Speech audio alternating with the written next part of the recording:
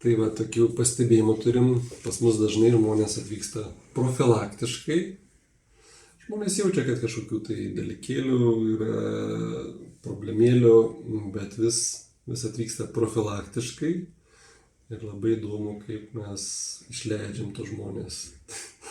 Tiesiog ir pasirodo, žmogus buvo rezuse ir geležis per maža feritino lygį ir vitaminas D per mažas.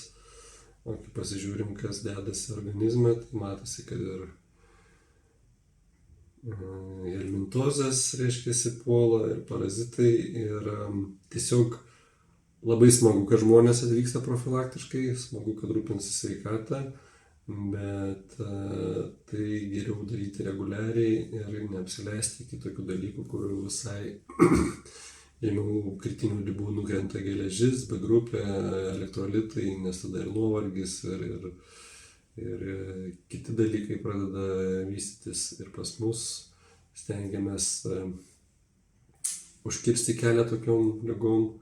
Ir jeigu mes darom reguliariai prasivalymus, atsistatymus, pas mus žmonės gyvena pilnam potenciale ir pilni jėgų, sveikatos ir energijos. Tai linkime atvykti pas mus profilaktiškai ir linkime sveikatos jums ir jūsų šeimai.